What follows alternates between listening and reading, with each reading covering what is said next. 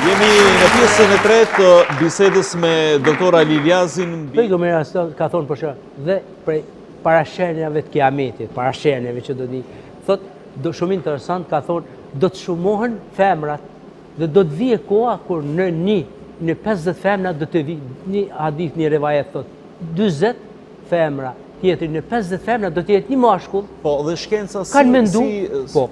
Njerëzit kanë mendu përpara, ndoshta do të bëhen lufta dhe mashit më tepër do të mbyten. Mirë po, sot zbulimet shkencore para 10 vjet e vërtetuar. Në një qytet të Italisë, ku ishte një fabrikë kimike, pa vonë edhe në Gjermani, kishte ardhur një eksplodim.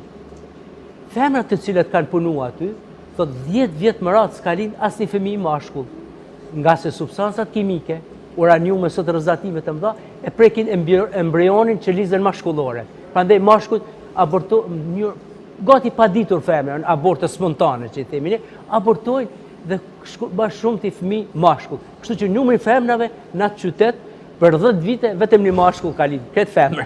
Edhe në Gjermani, domethënë është kjo baraspesha e parashikimeve. Pra në mënyrë sot rrjetet shkencore botërore janë marrë me këtë çështje. Janë marrë me këtë çështje, duke vërtetuar që është shtim e sipër gjinia femërore për shkak se fetusi mashkull është shumë i ndihshëm. Edhe 3 vjet e para, bilim gjatë lindjes, fëmia femëror që shkenca mjekësisë ende se ka sfigu, fëmia dhe embrioni femëror 3 vjet është ka imunitet më të fortë, që ndron më tepër, pse ne kemi thonë vajzën lele 3 ditë parë jetoj, mos e tatun vetë jetoj.